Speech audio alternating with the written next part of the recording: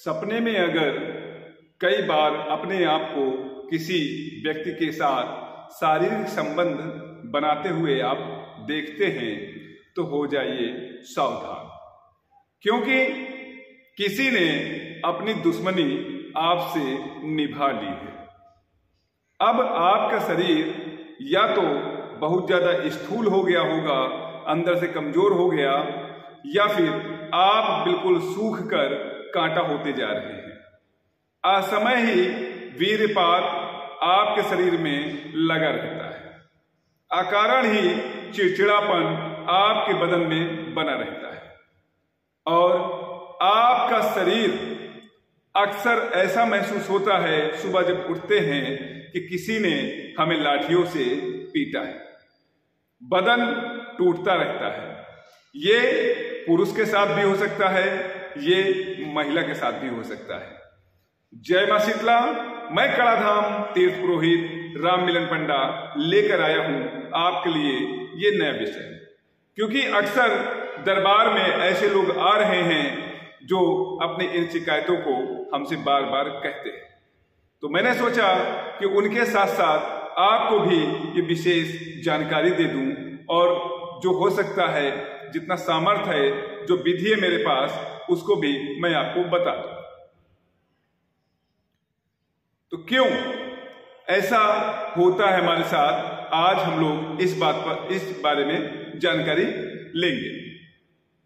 अब रात में जब हम सोना प्रारंभ करते हैं, थोड़ी देर बाद ऐसा होता है कि कोई हमारा कपड़ा खींच रहा है या कपड़ा उठा रहा है।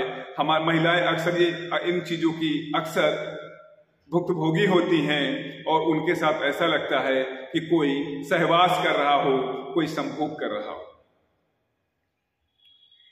वो जब सुबह उठती हैं तो अपने आप को गीला पाती हैं और बदन टूट रहा होता है। ऐसा लगता है कि जैसे रात भर हमने सोया ही नहीं। शरीर कमजोर होता चला जाता है, चिड़चिड़ापन आता चला जाता है। चाहकर भी इन चीजों को बहुत महिलाएं किसी के साथ शेयर नहीं कर पाती। अगर पति के साथ शेयर करती हैं तो वो लोग भी इसे इग्नोर कर देते हैं। ऐसा लड़कों के साथ होता है, पुरुषों के साथ होता है। असमय ही वीर्यपात उनका होना प्रारंभ हो जाता है, और धीरे धीरे करके वो सूखना प्रारंभ कर देते हैं। क्योंकि कई केस ऐसे मेरे पास महिलाओं के भी आए हैं और लड़कों के भी आए हैं। तो कारण क्या है? महिलाओं के साथ ऐसी कौन सी शक्ति जुड़ी होती है जो उन्हें इस कंडीशन तक पहुंचाती है? सबसे पहले जिन्न हो गया, या खबीस हो गया, या फिर कोई घर का प्रेत हो गया,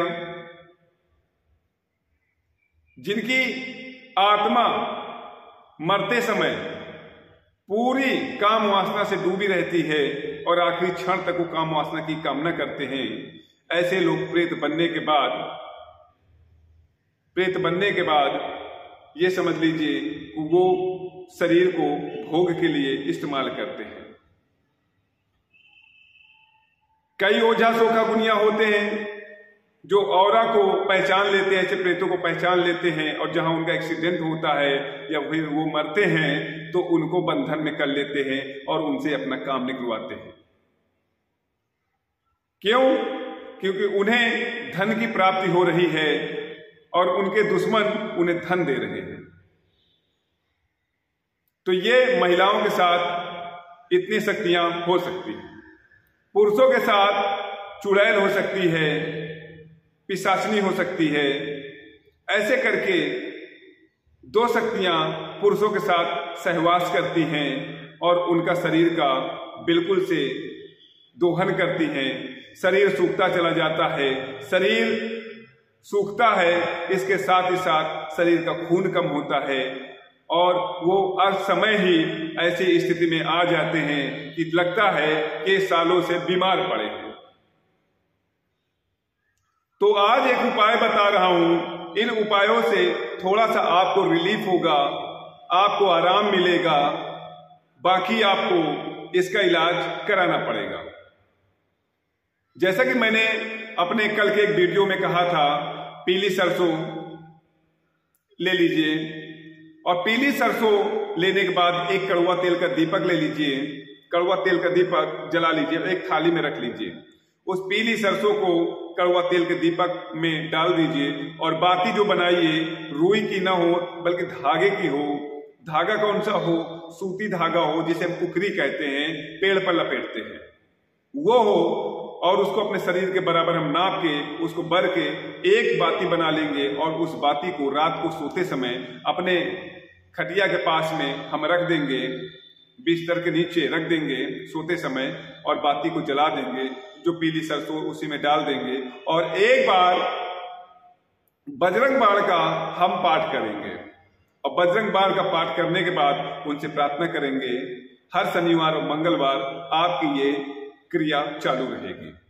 देखेंगे जैसे ही 5 बार आप बजरंग बाण का पाठ कर देते हैं, आपको बहुत ही ज्यादा लाभ मिल जाएगा।